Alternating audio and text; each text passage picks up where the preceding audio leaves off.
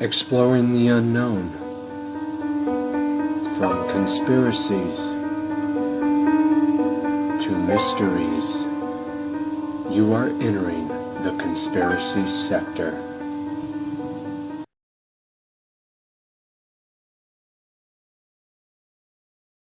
Welcome everyone to this very special program.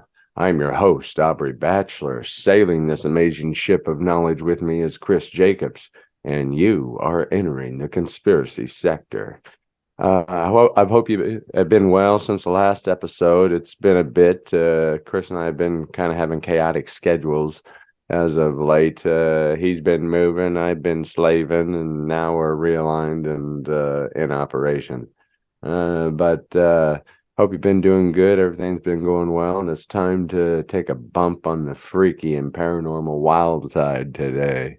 We're going to be talking about two mysterious places that are creepy and crawling with everything paranormal you could think of, from UFOs to paranormal creatures to interdimensional time voids. I mean, you name it, it's probably going on in this place. We're going to be talking about Stardust Ranch today and everybody's favorite, most well-known paranormal ranch, Skinwalker Ranch, which is a very creepy, crawly place full of paranormal activity. Hmm. Chris, how you been? Oh, doing pretty good for people that are curious. Yeah, we got fully settled out here. Joanna's got a better job out here. Virginia Beach, far better energy than where we left in Prescott Valley. We lived in the Granville neighborhood of Prescott Valley there, and the energy was just getting really wonky. And so both people were putting out this funky atmosphere because not only the politics and the energies and the hotbed of activity and everything. It was just this chaotic soup that was like forming out there. And so we decided to move out to Virginia Beach. And we noticed, even though there's a lot of history out here too, we noticed the energy is much better by the ocean. So Hmm, it's serving us better than Prescott Valley was. My mother and my stepfather Laverne are also heading this way at the time of this recording. So they're going to be living out here with us as well with our little dog Sammy. So yeah, it nice. and so yeah, and weather's nice out here. Notice that yeah, the energies are not bad. We've had a couple paranormal instances with ghosts and such here, a couple entities, but it hasn't really been like it was in Arizona. You get most of the hotbed activity out here of any paranormal activity are these like bug crustacean insectoid type like demonic types that are out here. But Hmm. other than that, that's a show in and of itself. The whole Blair Witch thing. That is Hmm. one that we could probably touch on at some point about the big spider entity that was preying on children and such. But it Huh, was yeah, that'd be a good uh, one. those entities are all up the coast and they come out every like 20 years or something like that out of the sea. But yeah, that's a show in and of itself because it would take too long to explain that one. But here though, yeah, it's great energy. The reason I wanted to touch on these two places is because these are really heavily hotbed activity areas of both alien, dimensional, and all sorts of forms of paranormal activity. And Mhm. Stardust is the slightly lesser known one. Basically, it's basically the little cousin to Skinwalker. And And it's in Buckeye, Arizona. Buckeye, Arizona. Yeah, me and Joanna went past there just before we left Arizona.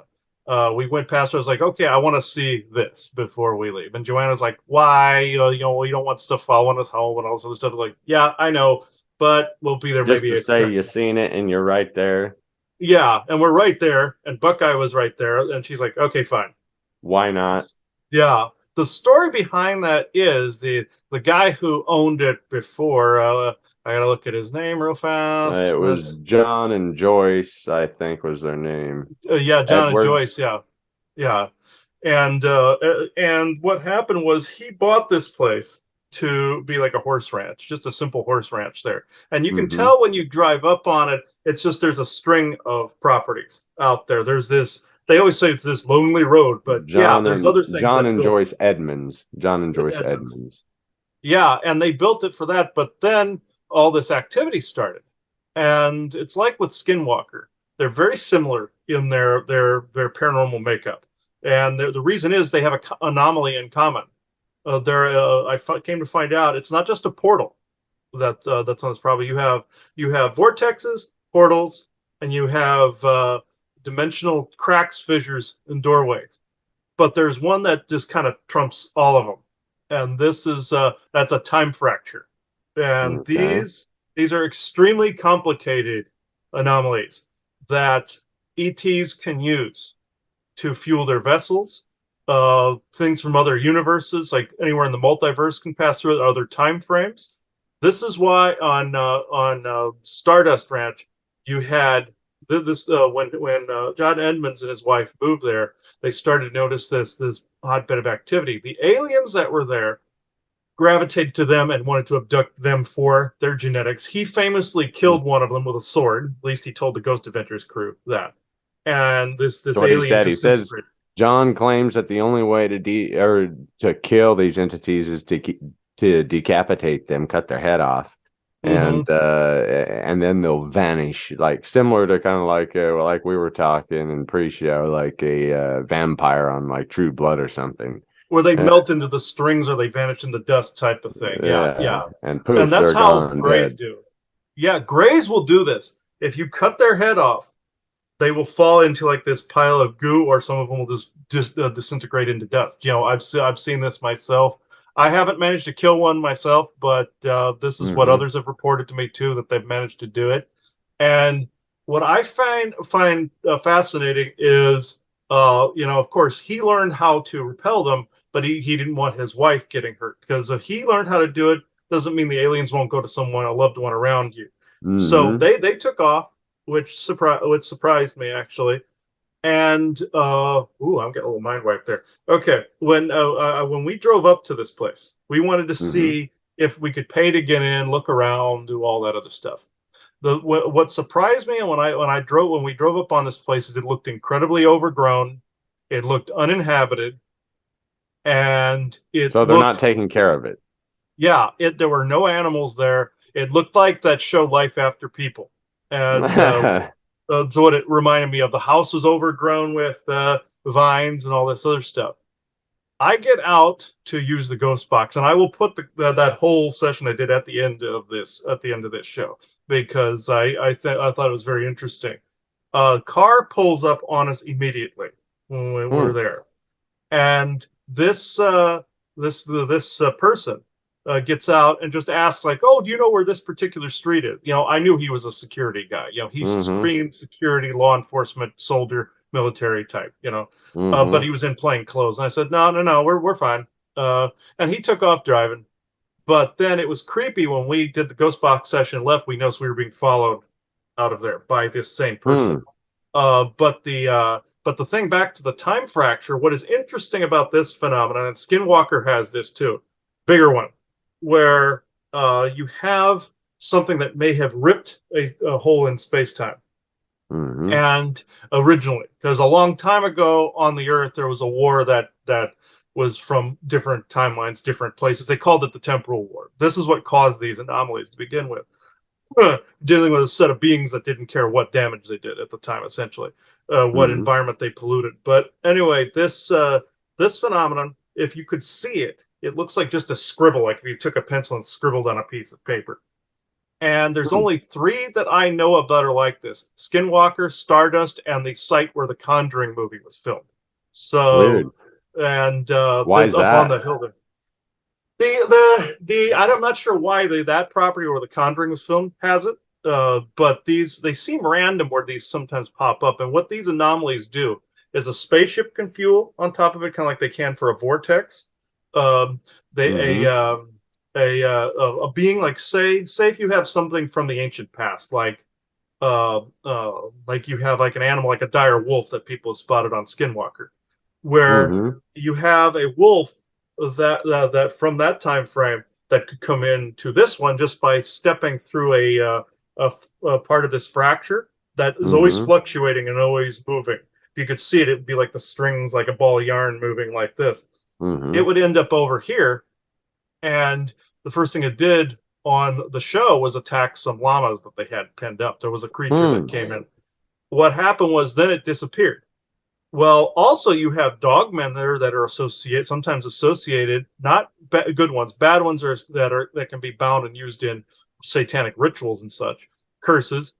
Hence, you have the native Navajo that cursed the Utes, or I believe it was the Utes that cursed the land, or the Navajo that cursed the land there.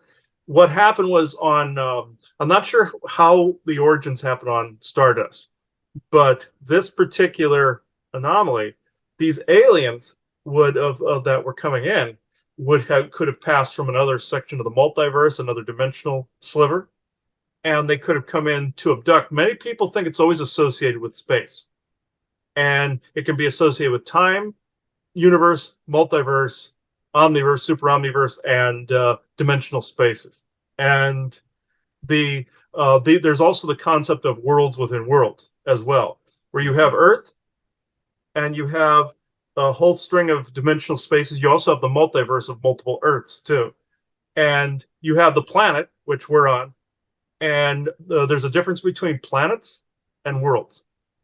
You have a planet that is an access point or a nexus to worlds that are dimensional spaces that are just like ours. You can step to them, but they may even have a different set of stars, different sky, or they could share our sun and they could share our stars. Just a different time frame. I know of one that looks like the Arizona desert, but is in a Nevada desert, but it's on a slightly different time frame. It would be the same as basically saying our time versus London's time, but that's how far off the time skew is. But the fracture, you could literally have a man standing in a parallel universe sending a text. And the anomaly would grab a hold of that signal, send it over and arc it to someone on our side, and we would get that text.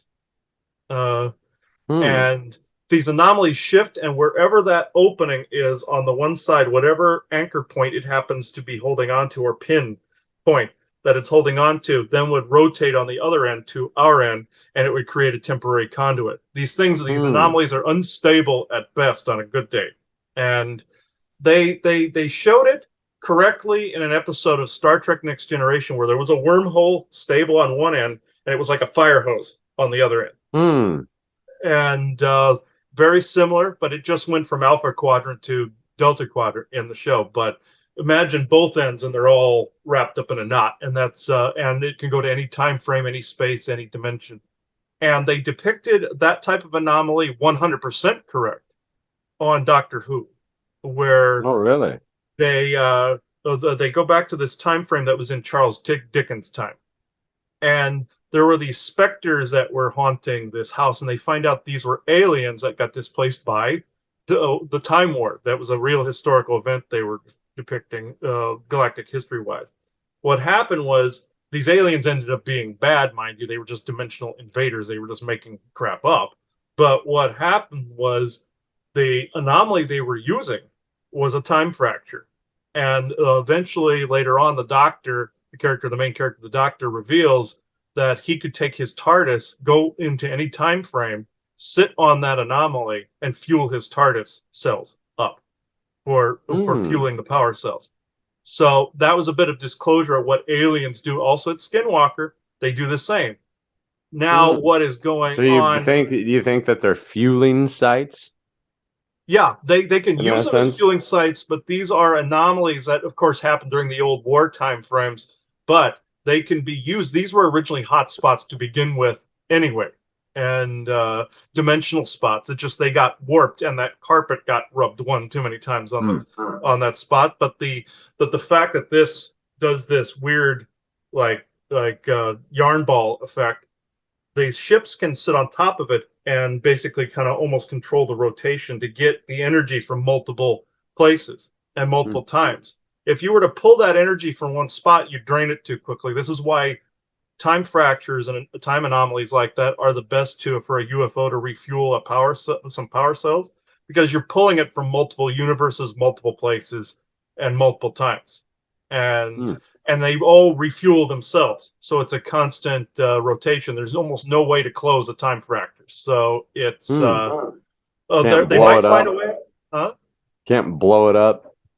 No, you actually make it worse if you fuel it and then it becomes larger. So it's essentially like a paradox. So uh, that's essentially what you're dealing with on both Skinwalker and Stardust. Now, when I was at Stardust, you could feel this anomaly there, and it felt both. It's in a quantum state since it's connected to the multiverse. So it it felt both good and bad at the same time, and it felt both like it's pulling and repelling you at the same Hmm. time, and it's both spinning and stationary. And Hmm. so it's essentially a quantum state, like all the rules of the multiverse and dimensions rolled into an anomaly. Really? And yeah, and A lot of these are energy in a weird piece of technology. oh Or yeah, technology could natural, control or it. a natural phenomenon, is it? Or a natural phenomenon, other than a Now, Earth is created. on a temporal nexus point that can access other universes. It used to be connected to a phenomenon like you'll recognize this in Norse and Scandinavian mythology, the Bifrost, which was connected to originally the world of Asgard, which then that's our asteroid belt. That was the Hmm. Ragnarok. The Bifrost eventually had to recombobulate here on Earth. Therefore, you have the fracture points, like the other ends of the fire hoses, in different places. And that pathway could go both dimensionally, time-wise, and planetary travel. So that's where you get the pathway, the road of the gods, all that other stuff from ancient mythology. But these are like the fractured, frizzled, like wire, like frayed wire ends of that. Uh, and these frayed wire ends were again hot spots and natural portal sites to begin with, and they may heal in time. They may, if left alone, they would more than likely even out. But the two sites, what I also find very very interesting is you have Skinwalker, which is a larger time anomaly, but then you have other things that are going on. You have an alien spaceship buried there that more than likely crashed because of the damn anomaly that's there. You have different energies where if an alien ship tries to come in or a dimensional craft sometimes tried to come in, Earth is wonky at best when it comes to both the energies and the magnetic and energy fields. So if they try to portal in somewhere, if you have an anomaly like on Skinwalker, it's going to do this. You go and Hmm. just send you everywhere, and then you're going to be materializing on the side of a mountain somewhere. And Hmm. it wreaks havoc on space travelers everywhere. Their compasses go absolutely stupid. The biggest time fracture of all time is the most well-known phenomenon of all time, which is the Bermuda Triangle. So, Hmm. that's associated with Atlantis and ancient Atlantean technology as well. And it stems back to an event that took place on Atlantis where there was a time fracture event that took place in the final moments before Atlantis's destruction. So you can trace time fracture events in by the by partially back to Atlantis, but uh, Hmm. mostly back to the wars preceding Atlantis. But then Atlantis is to blame for at least a third of those things you're running into. But uh, So where did Atlantis go? it actually fractured into both. Again, it's a quantum state, both existing and not existing. Hmm. You have the undersea kingdoms, like with the Mer people here. Then you have another dimensional space where Atlantis never went away. Then you have a destroyed version of it, which is Antarctica. So you see how a fracture could have all things, all stories existing at once, and but they're all true. It's just like in the Elder Scrolls, they called that the Dragon Brick effect in Hmm. in the Elder Scrolls series, where Tiber Septim uses the Nimidium and it fractures. Does a time fracture where both some cultures existed and did not exist. Some people were regular people and gods at the same time. It Hmm. had that effect. So this is the level of technology they had on Atlantis. This is what caused the Bermuda Triangle because there's an island at the Bermuda Triangle that there was a piece of old technology that was sitting on that was being fueled by one of these anomalies. And that's what the Bermuda Triangle is. It's a more advanced version of a time or temporal fracture. So, and there is a military island at the center of that where this particular military sect can navigate. Now, with places like Skinwalker, you have philanthropists like Bigelow Yeah. that funded. research on the place. Now, the current thing that's going on, I'm not dumping on this. I want to make sure if anybody from the show is hearing me, I'm not dumping on this in any way, shape, or form. But there is part show going on. There's part, what I call the yield of information. True information mixed with a scattering of like show and some crap and stuff like that put in there.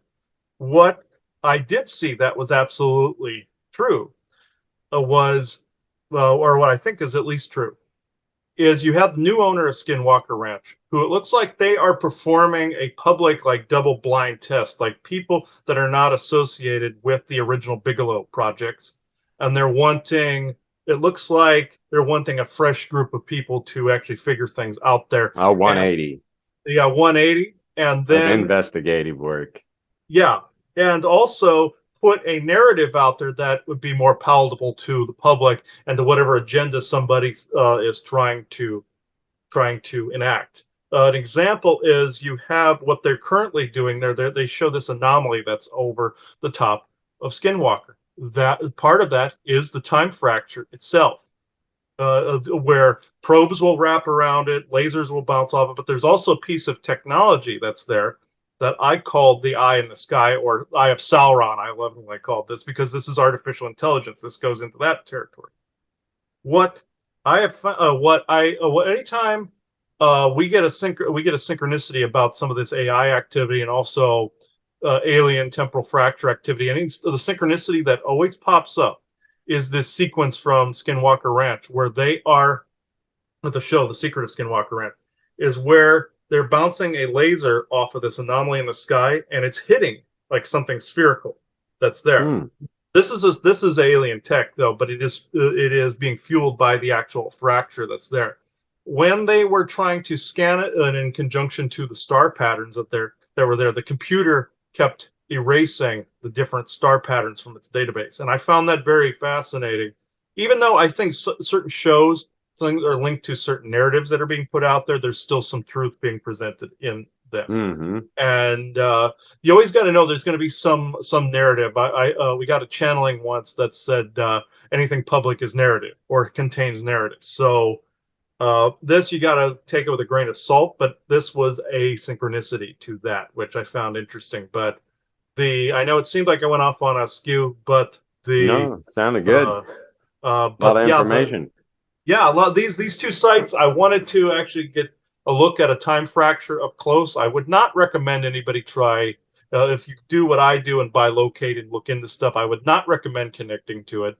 It's like sticking a fork in a light socket. You don't want to do that. But or unless you want your energy fractured for a little while and have to recover from it. But when I went there, I didn't open up like I would at home. I just did the ghost box, asked a few questions, and we left.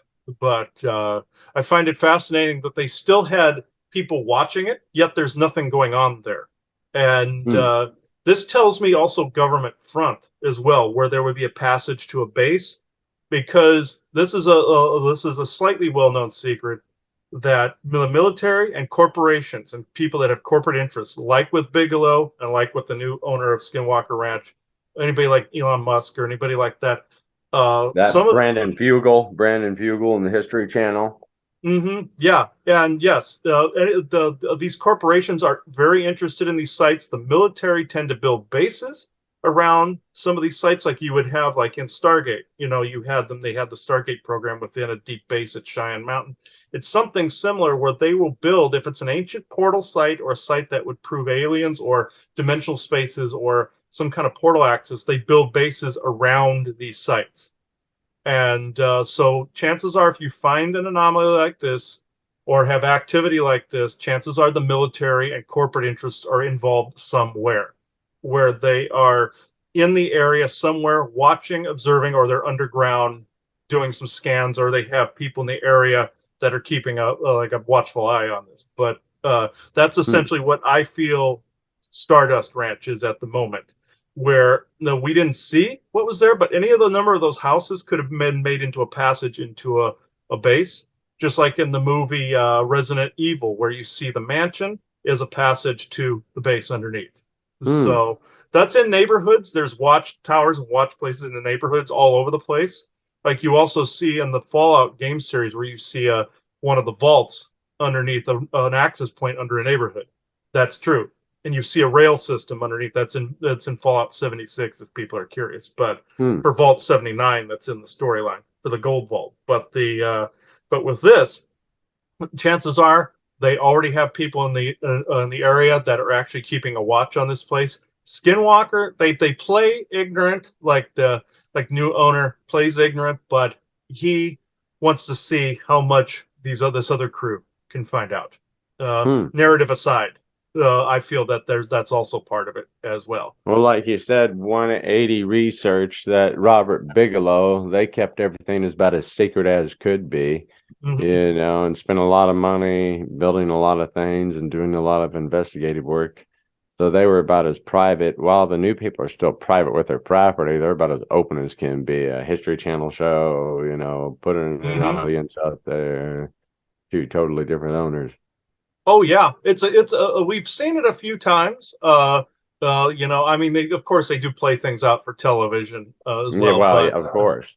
you kind of have to. But still, there are synchronicities that pop up periodically with the show for us when we get to watch it. And I find it interesting, like the recent experiment they did with drones, where they were able to wrap the drones around the anomaly in the sky. They're focused on this anomaly that's in the sky last time we saw it, but I see that as both the time a part of the time fracture they're seeing, and also the spaceship or dimensional orb that is actually or what should I say, part of the eye in the sky or AI binary network that's there as well. So you have all of these things in play, from dimensional beings that can also pass through this anomaly, and if they pass into our physics, they say if you have a universe or a dimensional space, that's one set of physics. Yeah. You have ours that are locked into our set of physics, and you have those beings in their spaceship that cross the boundary. Their spaceship and their physiologies will match whatever codes they had over here will match into our physiology and change or our physics here, and they'll change into some weird shape that may not look like how they looked like in their space. And they presented this in the show Farscape very, very well, where they had an ancient being that was following the character of Crichton around. He took the form of his father a lot in the series. Hmm. And what happened was he said when he crossed the dimensional barrier, he looked really weird. He looked like some Muppet or something like that when he came through. And then he was able to shapeshift his molecules to Crichton's father's form to appease him, like those gray aliens did for Travis Walton in the Fire in the Sky incident, where they changed from the alien forms into human form. It's similar in that fashion. Those were grays using mental telepathy and shapeshifting, but this was dimensional space. And they even said, the character even said, I don't look like this. This is how your physics dictated I look, sort of thing. And in your dimensional space. So this is true of Skinwalker. And also time links from ancient history. You get cryptids that pass through there. In the outlying lands, of course, you have Sasquatch sightings, you have Dogman sightings, you have curses that the Native Americans laid down on the land. You have like the Navajo and the Utes and Paiutes. Mm-hmm. Then you have I well, was they going to have say, didn't supposedly the Navajo create the Skinwalker, unleash the Skinwalker? yeah, hence the name. And the Skinwalker, think skin walking, shape shifting, that would be werewolf. So Yeah, you have similar. yeah, and also the Rougarou of the South, Yeah, in the bayous. Dogman. Yeah, the Rougarou. Same thing. I found out it's a series of the clan of dogmen. I found out that live down there, that are from, again, the Atlantean period, and they've been trying to scare people away from the bayous for a while down there. So they started doing all these haunting activity down there. It's a group of benevolent beings that live there. But on Skinwalker, of course, you have dogmen from the surrounding areas, but then you have the Navajo that, in certain invocation binding rituals, you can take a dimensional being like a dogman, bind them, and turn them into a weapon. Hence, you can unleash a Skinwalker curse on somebody, or the curse of the Rougarou, which is essentially based on the same thing. I was able to figure that out. Satanic cults like to bind beings into like crystals, skulls, all this other stuff, and use them to and also jinn fall into the same category.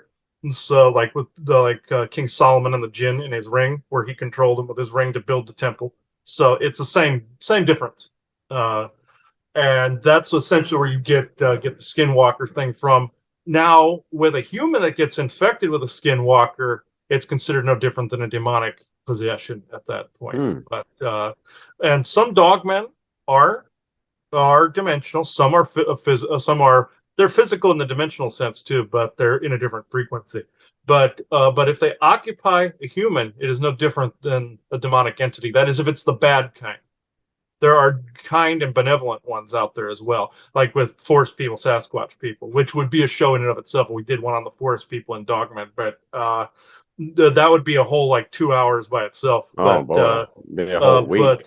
But this, I was told if the reptilians were gone tomorrow, that certain clans of dogmen would be no different than them, and they would kind of take their place after a while.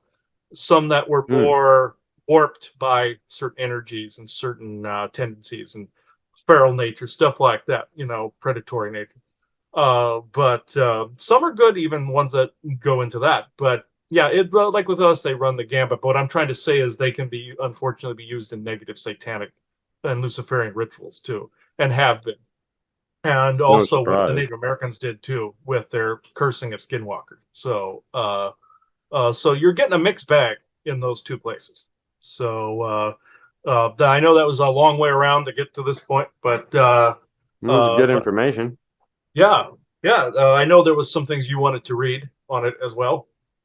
Well, I kind of touched on it just a little bit, but let's go with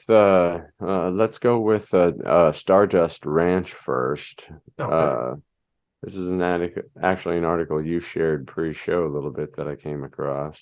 Mm-hmm. Yeah, I just happened to find that this morning. So it's from the 12 News website. Arizona man, I am selling my ranch after aliens tried to abduct my wife. The current owners purchased this property 20 years ago to run a horse rescue. The property's listing reads, over the years, they have experienced a series of strange events that continue to this day. And there is John Edmonds right there. Place to operate their hopeful horse rescue and live in the country. This ranch has been anything. John first started seeing mysterious lights in the sky, followed by orange orbs. That's when the uninvited guests arrived.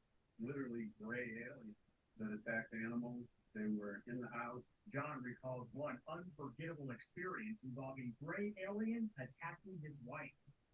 Actually, that is out of the bed in natural shade, out into the parking lot and tried to draw her up into the air.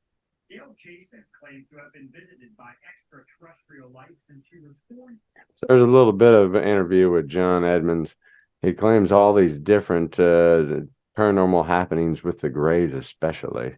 With 5 bedrooms, 4 baths, and nearly 3,500 square feet of living space, a ranch property just about an hour west of Phoenix has everything you could ever ask for in an Arizona home. A pool, lots of acreage, a gated entry for privacy, and a possible portal to another universe. What did you call it? Not a portal, but a time fracture or a temporal fracture. There's portals included in that, but yeah. Yeah. The current owners purchased the property 20 years ago to run a horse rescue. The property's listing reads, over the years, they've experienced a series of strange events that continue to this day. John Edmonds, owner of the Stardust Ranch in Rainbow Valley, has documented the aftermath of certain strange events. He has experienced in photos on his Facebook page. In one particular photo, a samurai sword lays in a pool of what appears to be dried blood. Let's just see. Right there it is. Mm-hmm. So, the blood allegedly belonging to an alien, he says, he killed on March 13th, 2017, is his own comment on the photo. Edmund claims that he has slain over a dozen extraterrestrials on his property. Almost immediately from the day we moved in, we began to have strange experiences, Edmund said. Other photos on Edmund's Facebook page feature injuries he says he's suffered during encounters. Wounds from recent attacks here at Stardust Ranch appear right calf from battle with a malevolent ET. He wrote on one photo, added in another posting the same day, this is why I want to move. There's the supposed injury. He also said that aliens had tried to abduct his wife. They actually levitated her out of the bed in the master chamber and carried her into the parking lot, like he said in his interview.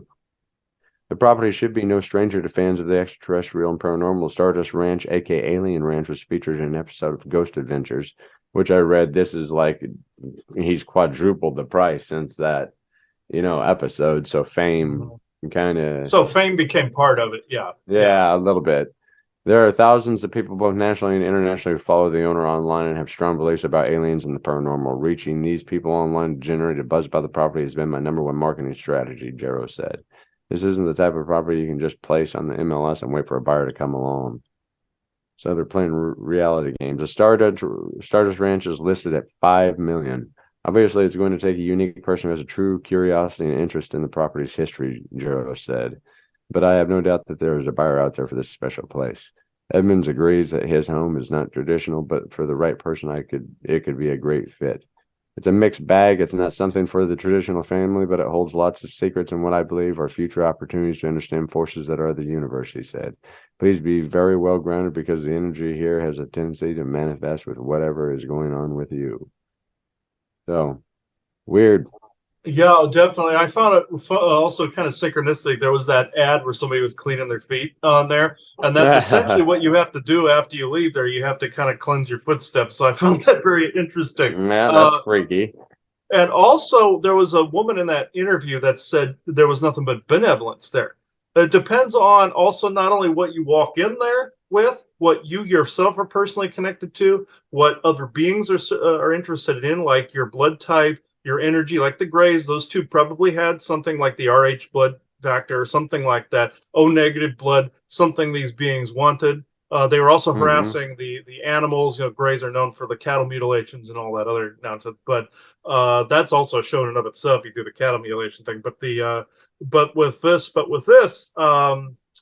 the ooh man, I keep getting mind wiped You're down right. this one part. I just feel what it feels like is like this graze that kind of goes over your head, and you just kind of your thoughts get wiped for like a nanosecond.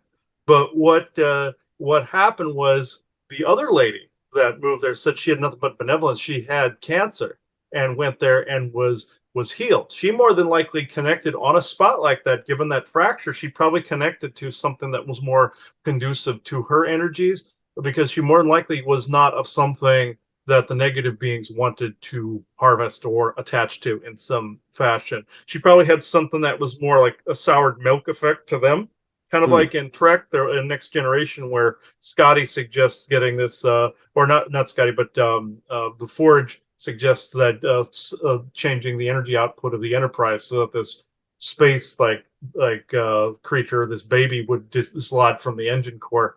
And it's essentially the same thing. Sometimes some people's energy frequencies are like a soured milk effect to another entity, and they want nothing to do with you. So I could see where that person, went in with this mindset that she was going to be healed, therefore was able to rotate that anomaly to the correct frequency, input, output, essentially. But he went in there with really not that intention, and his wife went in there without that intention. So it kind of was like this roulette wheel, what they got, and hence, ta-da, you have grays that pop out. So when you're entering a site like that, you have to have really strong intentions, protection, all of that. And also Sedona, it's like that. People think it's just this big because of the vortexes there. Oh, it's just this big healing energy. No, it enhances whatever you are. And like what he was saying in the interview, John was saying in the interview, it enhances whatever you bring to the table and whatever you happen to be, whatever your cells feeds off of you. Yeah. And so that woman could have very well been healed going there. I don't doubt that for a second. I wouldn't go there for that because the energy's too chaotic. It's chaos there, so I wouldn't do that. It's like a chaos effect, whatever is happens to align to, big roulette wheel, even more so than roulette. But I find these places fascinating. I mean, we could go into it for hours on those places, but it's like, but I think, like ones we could do, and this is what Aubrey and me, everybody were talking about before recording, was doing like a special on the activity of where we are and some of the history and myths and stuff around where we're at in the country. So I find that would be a great one. But also, this might, unless you have anything else to add, like something about Skinwalker or anything you want to add, we can Yeah, bring it let's back. talk a little bit more about Skinwalker Yeah, here. yeah. I'll share a little article about that.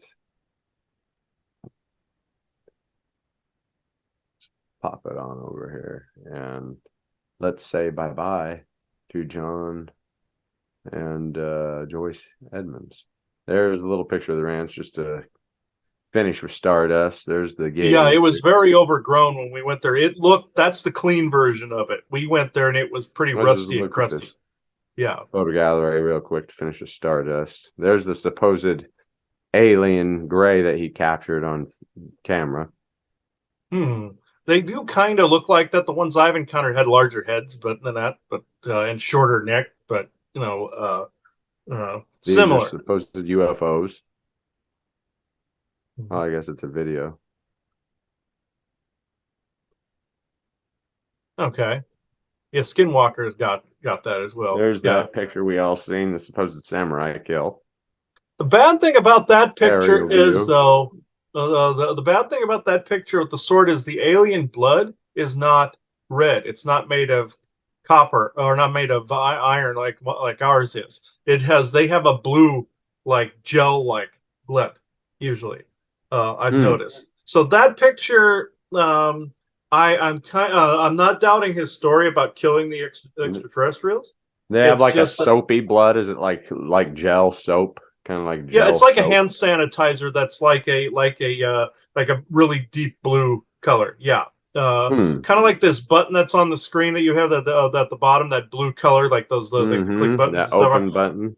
Yeah, it's that color. And I've seen it myself, and it can turn easily to black goo as well if you put it in the right conditions. So now I could see that being elements of black goo instead of blood, because some of it is like brown, silvery, and black. So I could see that. But if he's saying that that's just blood, no, it would either have to be the black goo or their blood is blue when it starts out, or has this gel that covers their brain cavity. So, and their innards. They're essentially robots, but they have like this gel lining their system. So I've seen this stuff in person myself. So it is usually like a blue hand sanitizer, but I don't doubt that that's black goo on the ground and not blood. So I could see that being that. Interesting. Mm-hmm. Well, there's That's AI essentially. Yeah. So. There's an aerial view. There's this nice pool. The owners say they first realized there was odd activity on the site when all of the furniture ended up in the pool the first day they were there 20 years ago. That's what I read too. Apparently they were having troubles with realtors, and the old owners didn't move their furniture. He complained. The old owners came back, moved out all their furniture, moved their furniture, and then their furniture's into the pool. There's some grounds, corral, our horses. La-di-da. That's kind of Stardust. Okay. Yeah. Like I said, it looked like that when we went, but it's very overgrown now. If anybody pays a visit to it now, it's very overgrown and very kind of crusty, old feel now. It's not been maintained. Yeah, it kind of looks like it's decrepit and somebody ain't taking care of it. Yeah, there was no animals there when I went, no people. That's why we were surprised somebody pulled up behind us, because this guy came out of nowhere. I was like, where did you hide from? Further up the road, there's active ranches and everything. But where Stardust is, there's nothing there. So, yeah. So if people people will be surprised like we were. I thought Edmonds and them were still there, but nope, not at all. Weird. So they must be living somewhere else. Yeah, they have to because there was literally no one there. The house was even not gutted, but it was the door. There was an open door there when we were there, and I could see there was nothing there. All the stalls were open, all the doors were open in places. So yeah, it was really odd the way it was left. Weird. That'd be interesting if they're there now, or I don't think they sold it. You think they sold it? It looked like they either sold it or abandoned it. I would vote more on abandon at the moment, or whoever bought it isn't doing anything with it. That's an I don't know, but it could be either one of those. So interesting. Well, We're back. We'll just do a recap of the Skinwalker Ranch history, and this actually comes from Utah.com. Article by Brian Higgins, and it's recent too. March 17th. Did you know that one of the most uniquely mysterious places in the world is right here in Utah? Rumors of UFOs and extraterrestrial beings that have been swirling around this area for years, but despite the stories, no hard evidence has ever been released to show what's really going on there. In fact, the world may never know. But enough about the big U2 claw outside the Loveland Aquarium. Let's talk about Utah's second most mysterious site, Skinwalker Ranch. Located at the Uinta Basin, this paranormal hotspot boasts claims of flying saucers, mysterious lights, unknown illnesses, shape-shifting monsters, and just about everything else you can think of. So well known, in fact, that there have been several books written about it, the property, and it's even the subject of a History Channel show.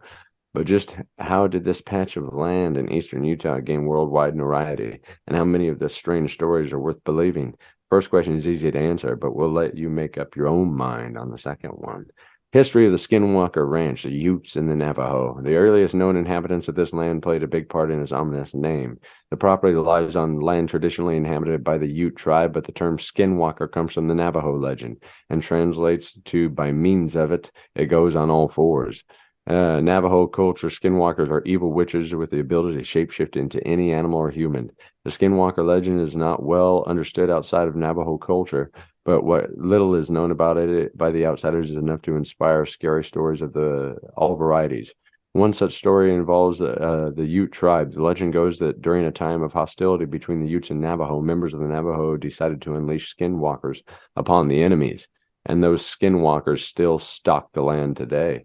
And there's actually, similar to park rangers, on the Navajo reservation, they have a group of guys known as the Navajo Rangers, and they have to investigate paranormal activity. So I've heard of that. Yeah, it's interesting.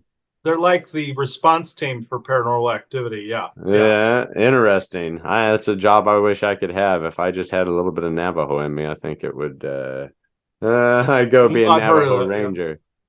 They'll actually look into Bigfoot sightings. They'll look into all. They think Sasquatch sightings are also skinwalkers, which I disagree. Even though they can shapeshift, it's mainly dogmen, werewolf, and other shapeshifting entities that are associated with skinwalkers. But that and possessing entities. But that, yeah, I would like that job too. That would to be in a response team like that. Yeah. No shit. Interesting place. I wish we could go visit. But yeah, right. It'd be nice if Conspiracy Sector could go on the road as Sage, and go and it would, investigate all these amazing places. But the Shermans. So this is the kind of property owner history. The idea of shape-shifting witches in the present-day Uinta Basin might be hard for some to believe, but not for the Sherman family, who purchased the ranch in 1994 with the intention of settling down and relaxing in their new country home. If that sounds like the beginning of a horror movie, it's for good reason. The Shermans experienced a lot of spooky goings on during their time at the ranch. Most notably was something matching the description of a skinwalker. One night, Terry Sherman heard a noise outside and was startled to see a wolf in her yard, one much larger than she had ever seen. Terry grabbed his gun from inside and shot the wolf several times, but his bullets appeared to do no damage whatsoever. Although the wolf did take off eventually, its tracks disappeared entirely as Terry chased it, as if it had simply vanished into thin air. Could it have been an ancient skinwalker that scared them at night? One thing's for certain, it was from the only scare that the Shermans got during their time there. During the years at the ranch, they reported seeing various kinds of flashing lights and mysterious objects in the sky. Strange circles in the fields, mysterious voices floating overhead, and countless cattle mutilations. Unlike those families in horror movies, the Shermans decided to dump the property before it was too late. They sold the ranch in 1996, just 2 years after they bought it, to no other than Rob Bigelow. And we kind of know the history of him and the property. They did a lot of in-depth research like we talked about, kind of kept it top secret, hush-hush. Who knows what they really got? And then, of course, we move on to Brandon Fugel and the History Channel and all their attempts to make it more notorietable and investigate whatever they're doing there. And here's the other local tales. The inhabitants of Skinwalker Ranch may have reported slightly different stories over the years, but they have a few things in common that are hard to shake. Most notable is a strong conviction that what they are seeing is the real deal, and it's a conviction shared by many in the area. Since the 1950s, there have been hundreds of reports of UFOs and unexplained phenomena in the Uinta Basin.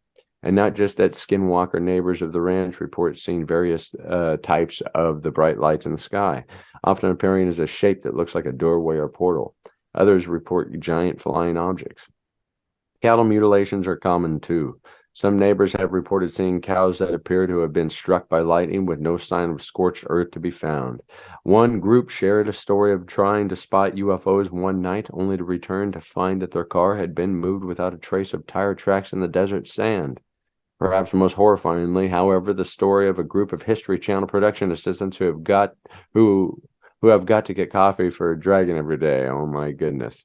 Dragon supposedly is the security guard there that's big and buff and nobody wants to mess with. So what's really going on? There are plenty of theories as to what's going on at Skinwalker Ranch, and you guessed it, some of them are pretty out there, but something's definitely going on. So what's the harm in venturing a guess? Theory number one, according to these, whoever put this together, people are lying to get money. Theory two, extraterrestrial visitors. Theory three, interdimensional visitors.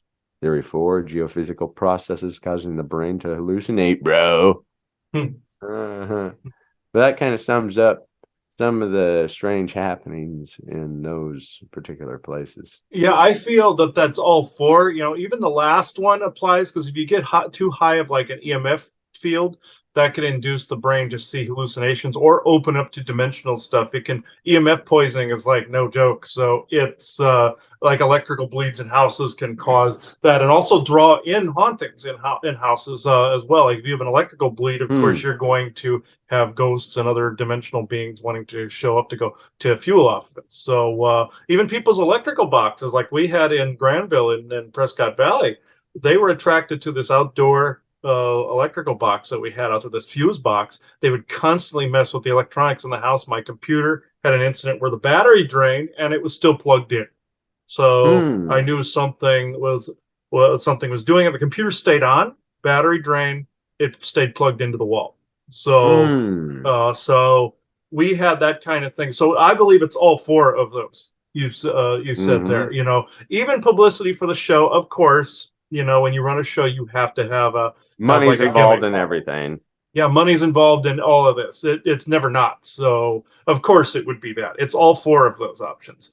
Yeah, I know this is if you see me fidgeting, that's because my hip is messed up. So I noticed, speaking of energy, if I carry my cell phone in my left pocket, it messes up my hip and it makes it so I can't even walk on that hip, and that leg. So it's like yeah, I have to keep my phone away from me now. I've become extremely sensitive to technological energies, and I can have my phone sitting on my computer as long as there is a shungite pad underneath it. So which is very odd that's affecting me physiologically like that. I feel this happens in those sites too, where people become warped or physiologically altered by places like this. So so I brought that up because there's a comparison to that. So I'll see who's around. I mean, of course, we get a variety of beings here ourselves doing the different shows that we do, and also here at Conspiracy Sector. Of course, Isaac likes to be the one that talks on this, but we have there's two others we work with by the names of Elena and Vessa. Elena's been on here multiple times as well. So back when we were in Arizona, and it's easier for me to communicate with them out here than it was there. So Isaac has his little focal point I've made, and then like I said, like focal points are also points of communications as well. I made these pieces called communications arcs where that is possible. I did that in Arizona, but I'm planning on making one for these two as well. So I know which one of you two wanted to talk. I know Vessa has been on multiple shows we've done recently. So Elena, okay. Ooh. Strong energy today. There's a lot of energy moving today. It's getting ready to storm, it looks like, again here. But I've noticed that each time these ladies come through and some other groups that they associate with come through, it looks like there's overcast, cloud cover, and they are actually deflecting the what I called the eye in the sky, or lovingly I call it the eye of Sauron, because that's slightly the AI binary network. But clouds, real thick weather patterns can block this, even though people will ask, well, don't they control weather with AI as well? Yeah, but true nature will deflect most of this garbage. So it's better communicating, ironically, when it's a rainstorm. Just not over the top lightning and stuff like that. That could disrupt. But cloud cover, rains, and maybe a little thunder and lightning. But ironically, is some of the best channeling conditions you can get. So uh, so sometimes I'm being told. Blair. Yeah. So okay, Elena, give me 2 seconds here. Ooh, a lot of energy flying around. I'm getting severe cotton mouth from some of the energies here. Many people might get that in places like Stardust or Skinwalker as well. So in a hotbed, so activity. So Lana, yes, I'll shut up so you can talk. Yes. All right. All right. They do. They all three of them do. Isaac and the two ladies do that to me constantly. So yeah. And yes, if people are curious, I do talk to these beings quite often. So it's like regular conversation. It's just that if somebody saw me in the house, I'd just be, they'd see expressions on my face, but no words coming out of my mouth. I'd be having the conversation, but nobody'd see me speaking unless I actually chose to verbalize it. So, okay.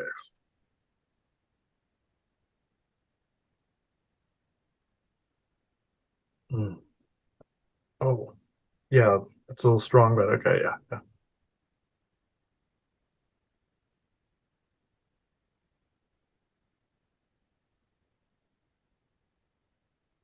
Yes, everyone, this is Elena, and my lady Dessa is here, as is Isaac in the background, and multiple others that he does not see at the moment because of the overcastness of the moment.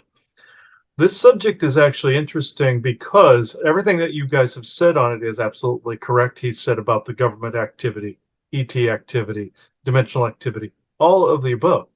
But it is also what we were trying to bring across to him, like with the phone altering the section of his hip and leg, for instance, because there's scar tissue and all this other stuff from the accident, which you guys were talking about before recording.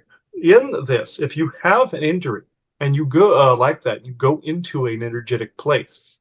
You don't know what it could be enhancing or what it could be detracting or what it could be healing, like what happened with the lady that went and got healed. Then you have John Edmonds and his wife, Joyce, that were harassed and harangued by the aliens wanting certain materials from them, genetic materials and the like, and wanting them to basically be subservient to them.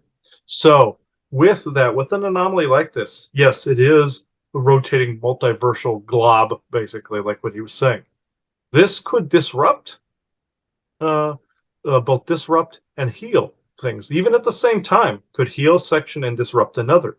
Very much like you being around your 5G and AI energies and radiations from your phones and your devices, disrupt you on the cellular level and can permanently warp cells as well. Being near a temporal anomaly can do the same. Very much like, think of it this way, you always hear the stories about nuclear radiation coming up with multiple combinations, or he says basically infinite diversity and infinite combinations within the multiverse. Think of a nuclear radioactivity like that, where yes, you can have mutated animals, people with two heads, things of that nature, frogs with a bunch of eyes, things of that nature.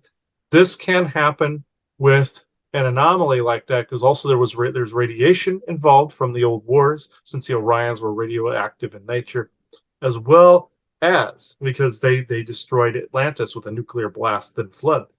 With this, though, you can either heal if you're going there with a good intention, or you can hinder if you're just leaving it up to the anomaly. It's going to latch onto something in your genetics and mutate something you don't want, kind of like with a Smallville or X-Men type of effect like they had with the kryptonite, or it may do nothing at all.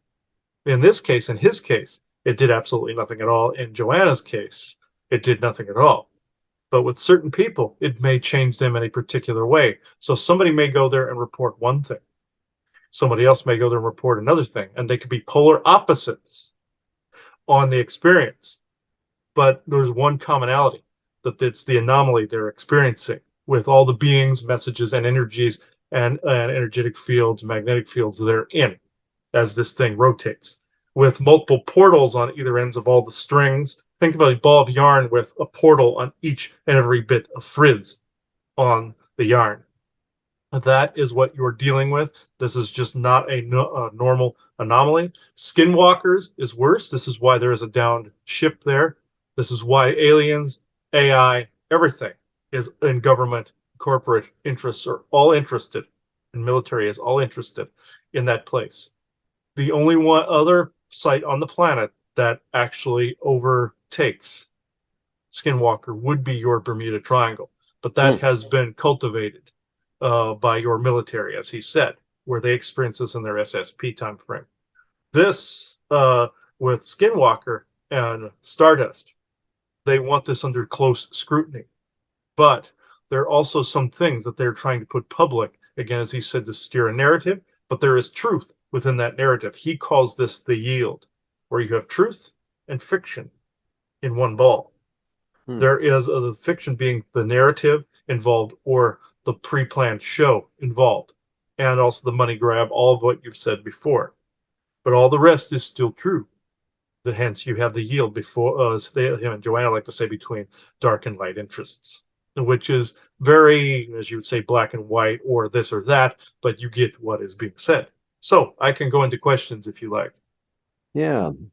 If anybody ever has like a close encounter with a skinwalker, like personal experience, what's something that they can do to immediately protect themselves and after the encounter?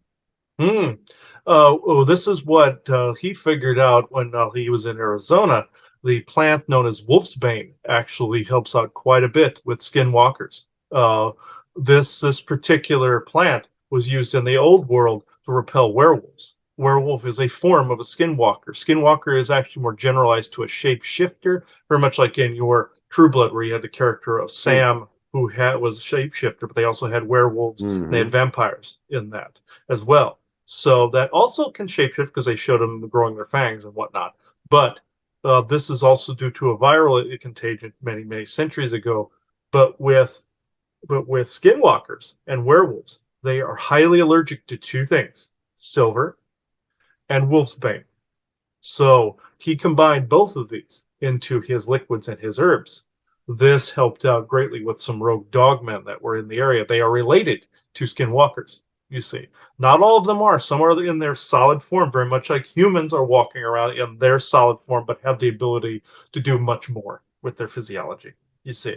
So, and their energies. So one is like a bastardized version of the ancient line of werewolves and other shape-shifting entities. The way you repel it mentally and physically, not only with just those means, but with a dimensional a shield that you can put around you, is if one is unleashed on you by a cursing sort, like a dark magician, a native shaman, whomever, satanic cult, Luciferian cult, and this does happen quite often, unfortunately. The way you fend it off is by making the environment of the place where it is trying to get you so uninviting. And that means don't invite other things into your life, but make sure that space is a non-reactive space to the friction energies that it is trying to put out or siphon and or possess the body of the person they're in.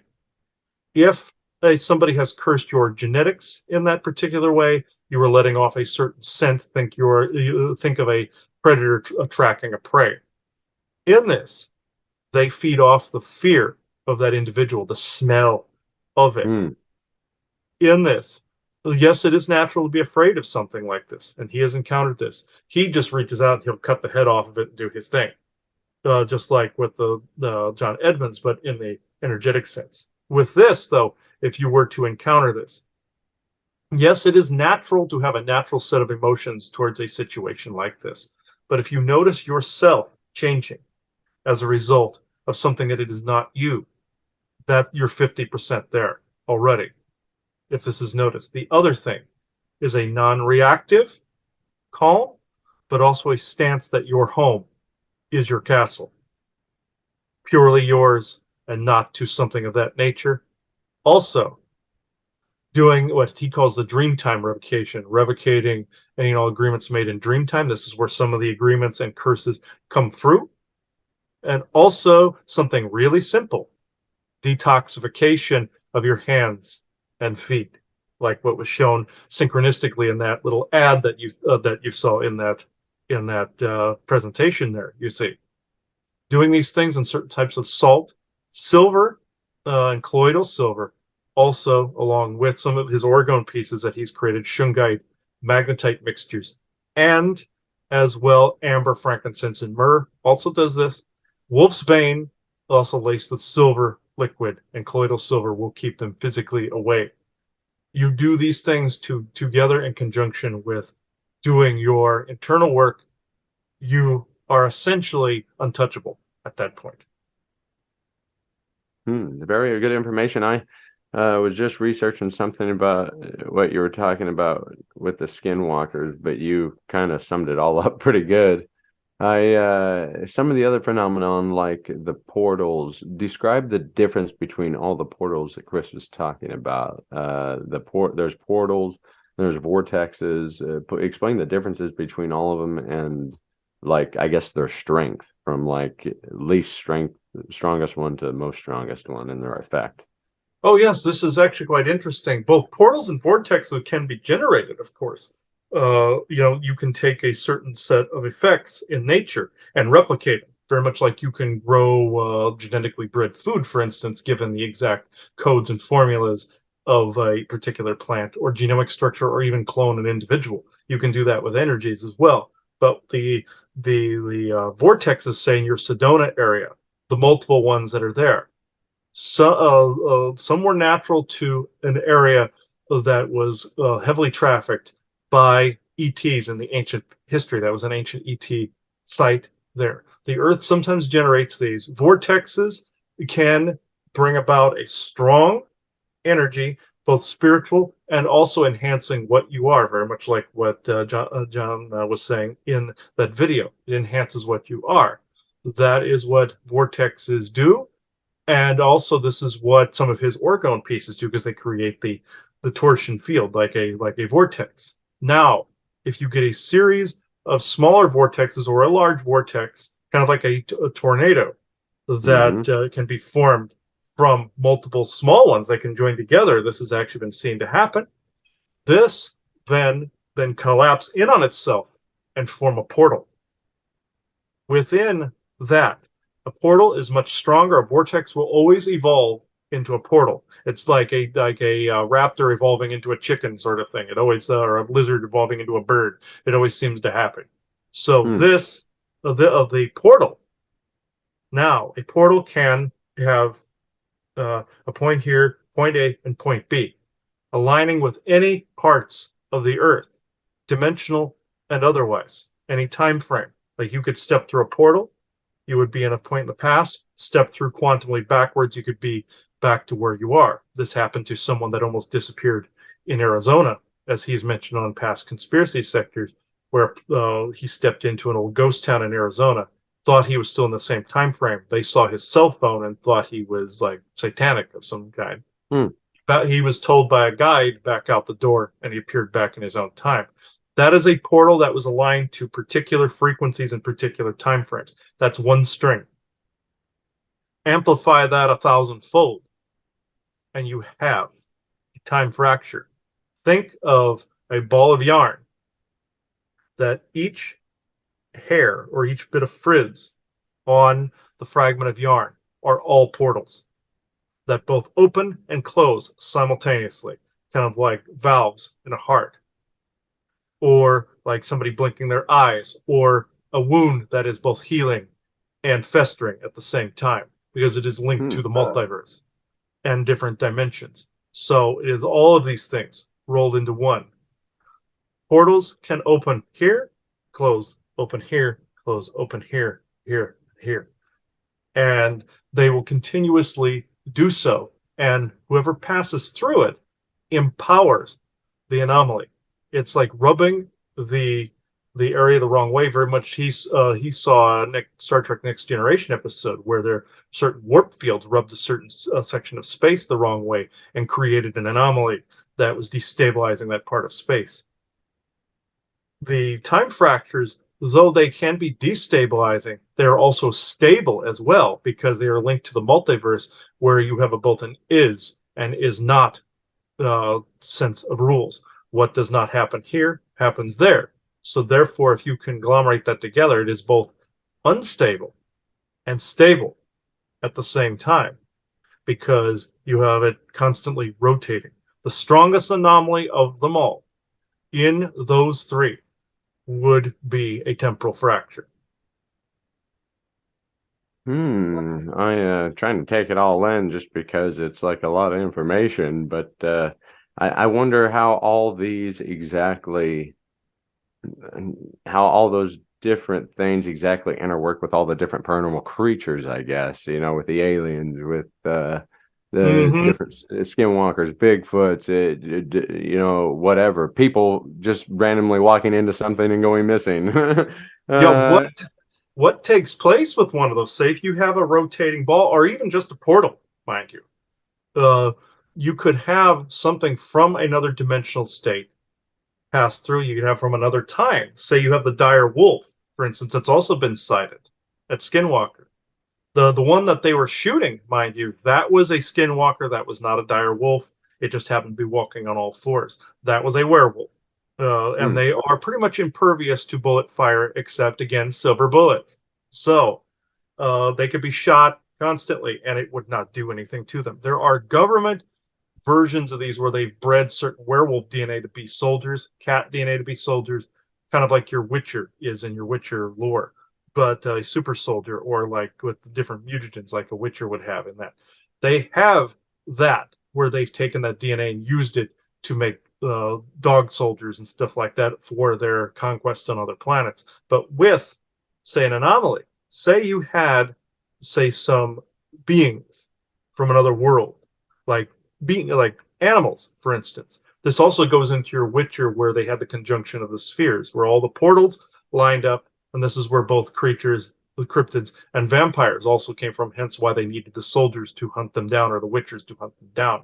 This is the exact same effect. You have Earth, you visually see Earth, but also all around you there are onion layers upon onion layers of passages to other worlds that both share your sun and don't. Just like in the series, where you could pass through a portal, you could be on another world, but you were still here. There's another dimensional world, but you still have the same sun, you still have the same environment, you eat the same food, you live in the same type of houses. There's a multiverse, which is multiple Earths, too. That's more complicated than he believes it is as well. But with this, say you have a being from there to here. They could use that fracture and kind of get sucked into and fall in over here. And on top of that, the anomaly would act almost like a conditioning corridor where they would end up being okay to be in the environment over here, even with all the pollutants and all the energies. This is the same as the multiverse. This is the same as any of these worlds. Your Garden of Eden was this for your Asgard. You see, going from Midgard to Asgard, they needed a conditioning area to be able to go to Asgard, to be able to also survive the energies that were there. It is no different going from where we are to where you are. There needs to be a passage between. A portal with an arch usually takes care of this. Or as he says, there was a Star Trek episode called The Lazarus Effect, where you saw Kirk go through a corridor to from our universe, or this universe, to an antimatter universe, and he could stay there with a person he had to interact with. So physically interact with. And it was day on one side and night on another. In our world, it is actually in the more towards evening now. So essentially the time is off, but we share the same sky, the same constellations, the same sun. The sun will also be dimensional in nature as well, as will a planet or world. A planet is a passage to a multitude of worlds. Earth is unique because it has far more than even we've encountered. Earth is on a temporal nexus itself. This makes it unique. There are other planets like that. Other planets go to other worlds as well, but you have a system that was also based on the 9 realms of the Asgardian kingdom, which then pass on to these other worlds within worlds. That's why there's a difference between planet and world. You see, a planet and world is saying the difference, as he likes to say, between a continent and a country. So this is exactly where we are with that. But this is what you would go through. You would have like a being that would say walk from one environment, ended up in your own. This is where you get some of the cryptids and some of the creatures from. Some of them are from government projects that do escape. They try to distract people by saying it's all that, but it is coming from these other worlds within worlds as well. You have also certain stones as well. He likes to compare amethyst, for instance. It is a bleed through or a infusion of the earth on one end of the spectrum where you are, and in another world where certain energies meet and you have amethyst bleeding through, or like in your Elder Scrolls series, when you approach the portal to the Shivering Isles, where you have the plants that exist in the Shivering Isles that find their way to the other side of the portal, or in Oblivion, where you see the grasses and stuff on the other side of the portal on your end. This is essentially what is taking place in a nutshell. Very good information. I guess one final one to take us out. Appreciate it. Just what type of technology do you think that may have been experimented with or created at Skinwalker Ranch? This is actually quite interesting. During the Bigelow years, they were running experiments not only on the anomalies that were there and beings they were finding, but there are such because of the temporal fracture, they were scanning on what time frames things would end up in, and also the technologies that were used were you would see this as an oscillator of some kind. This is essentially what is used on the island that's at the center of the Bermuda Triangle, where literally you could take the anomaly and control it, where you could literally rotate it by a series of combinations, like in your Stargate program, where they have the Stargates linked on certain latitude, longitudes within the galaxy to different planets and even different galaxies eventually when they're able to enhance the power. It's similar with the anomalies, where you could literally, if you could control it and wield it, you could have it go anywhere and any when, anytime, any place, any universe. So what they were attempting to do is create an oscillator to control the rotation of the anomaly so it wasn't chaotic. It wasn't just a spinning ball of chaos. The ship that is buried there is an alien ship that crashed there over 1 million years ago. And this particular ship has been buried in sediment for a long time. That crew was also trying to scan this anomaly. They were also trying to see what this was all about, because they were scanning things on the other end of the spectrum of Orion Wars aside. They ripped it across space time and into other times and then made these areas worse. But there were base anomalies in place already, base things without wounds and portals and anomalies already. It's just they're more chaotic because of the multiversal ripping effect that the Orions did, since they came from another universe. They were essentially Asgardian and human from another universe, but hence grays, you have white elf-looking ones, elongated skull ones, etc., etc. But what they were doing at Skinwalker Ranch was attempting to control this. This is what you're also seeing in the show now. They're showing them measure this, having a double-blind crew doing this. Of course, the entertainment of the show factor, and also the man that got injured with his scalps, very similar to himself here when he got hit with a dew weapon. Certain people have a physiology where their skin will pull loose or their scalp will pull loose because of the energies coursing through them. And this is what happened to the man on that show. The ship that's there is also made of an alloy that is highly resistant to an anomaly like that. There was a dimensional craft that became fused underneath the Earth over 1 million years ago. This is the actual natural makeup of Earth that has been warped slightly by the old wars and also people using these portals and anomalies. But the main bit of research was what was coming through on one end of the door and what came through on our end of the door. Very interesting. Well, thank you much. Appreciate it. Yes, thank you. These are always fun and interesting. Thank you and blessings to all of you. Mm-hmm. And popping back through. Mm.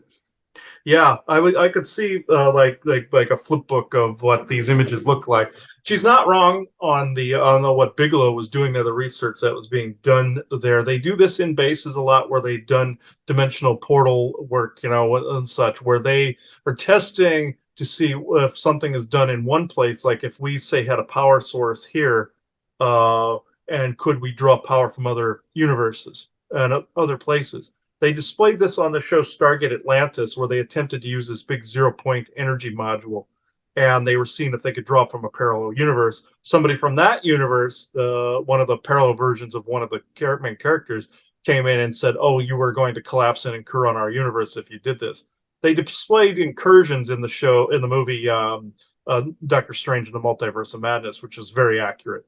But with this, they were attempting to draw power via forced anomaly to be able to draw power from multiple universes, but couldn't quite do it. It was too volatile.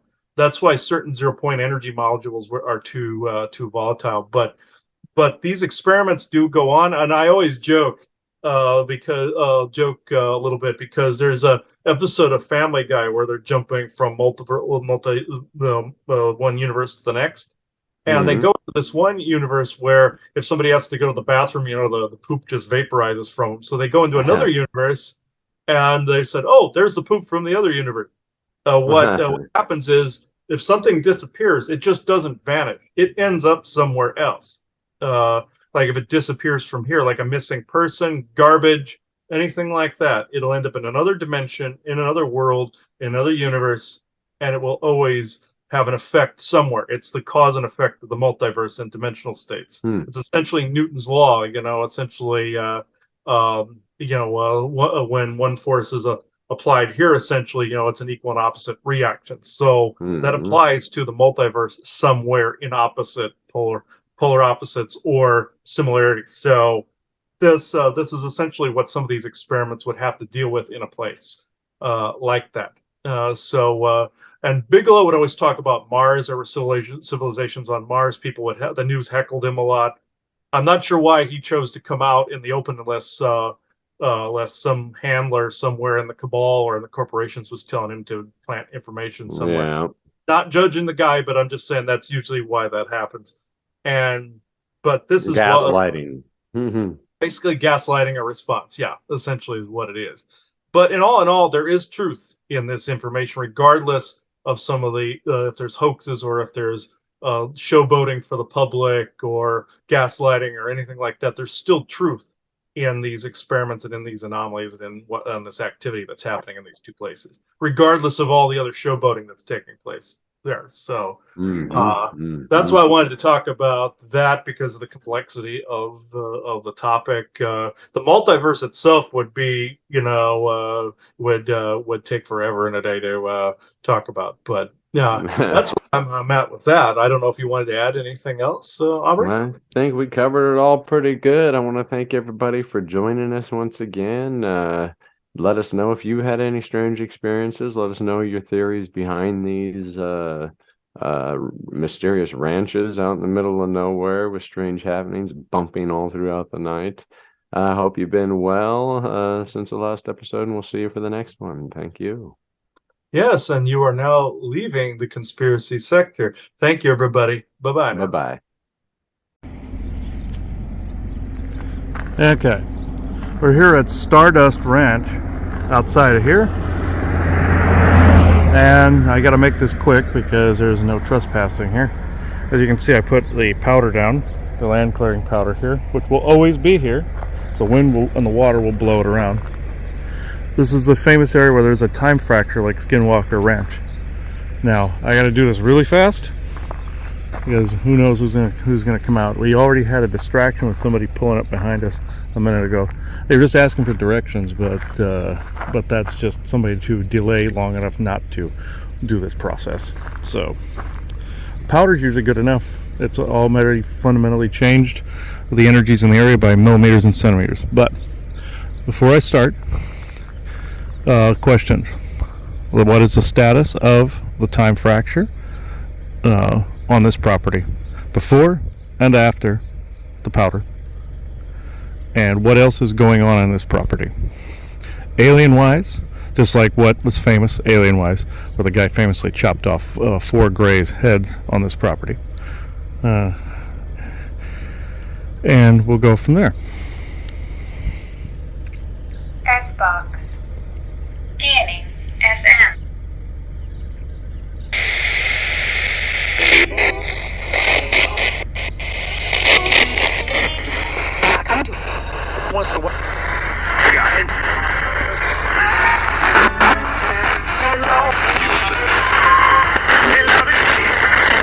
He was having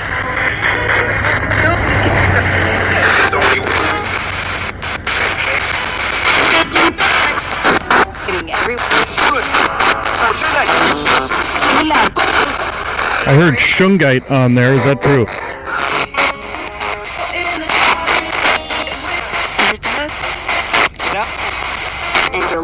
Yep. Okay.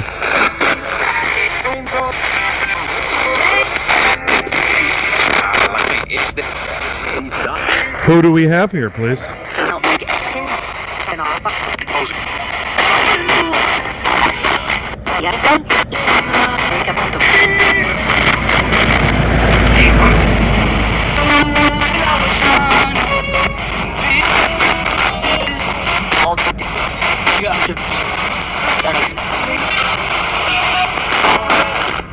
Okay, who benevolent do we have here without any conflicting agendas, please?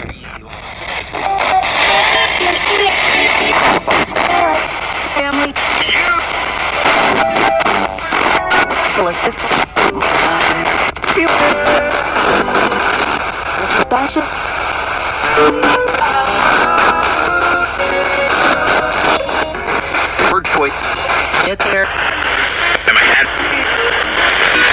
All right, any benevolence wants us to give a message at this time? Isaac, Eleni, and Vessa, any of you?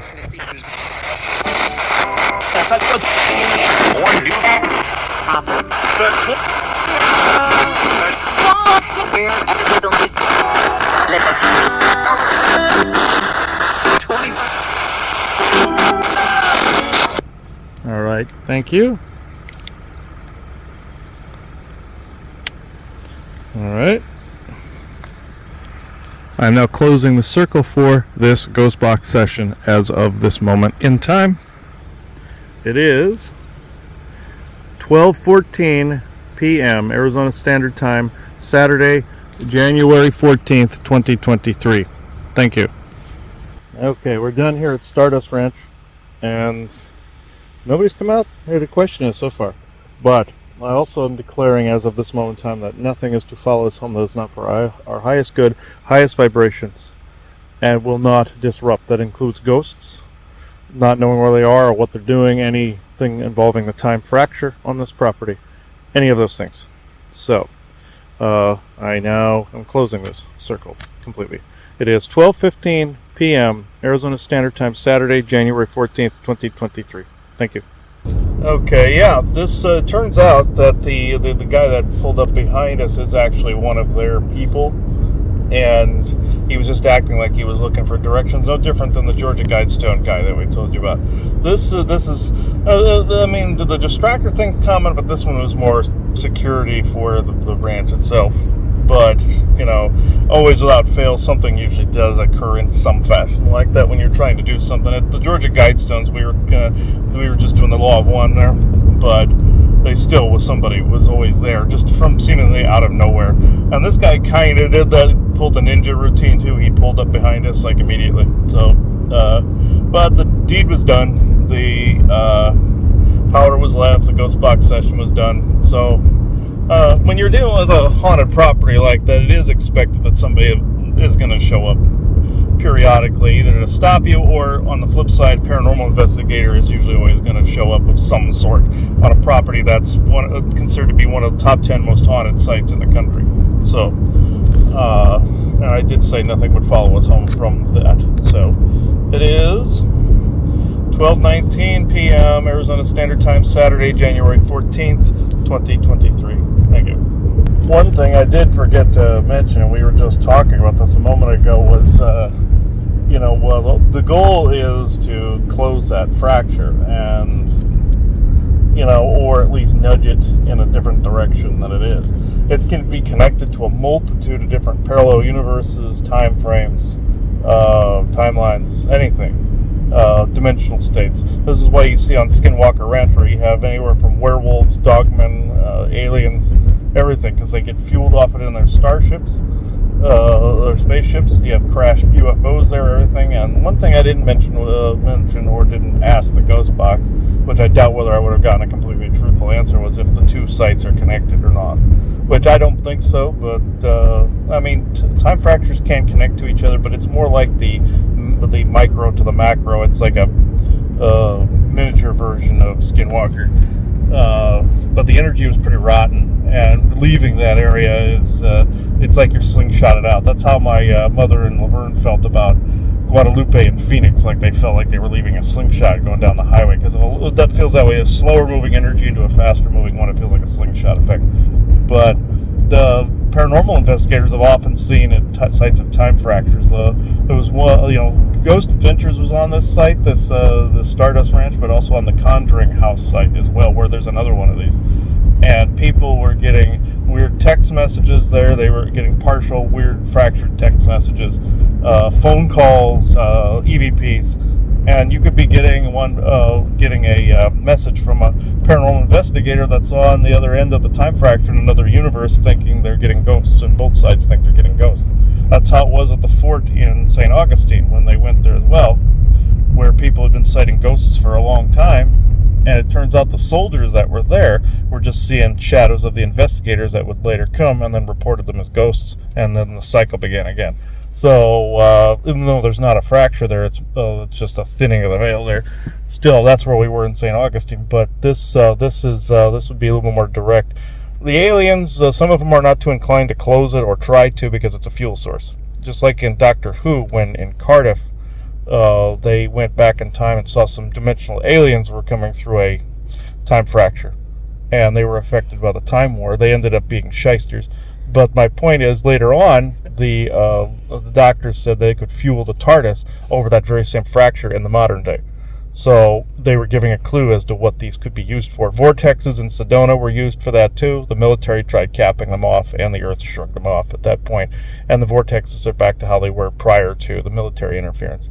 We had another recording on that. I'm not going to repeat the information, but I'll post that at some point on our websites again from the Patreon when we have that up. But this is what I wanted to bring up, because it bears repeating a little bit, but at the same time, time fractures for the most part should be left alone. But we also noticed that the owner was no longer there. The person that was famous for actually killing the aliens on that property. Normally, the Greys leave you alone if you manage to harm any of them, manage to spook them. They'll leave you alone, except harass you from a distance. But that may not be all that's there. It could be typical time fracture, where, again, parallel universes, dimensions, expressions, times, everything. So, he was no longer there. It was just their security people that were there. There were no ranch hands, nothing. But the properties around were active. So that should tell you something about that. That they just probably wanted peace above all else. So I'll leave that here. Sometimes that's more important than the haunted site. So it is 12:44 p.m. Arizona Standard Time, Saturday, January 14th, 2023. Thank you.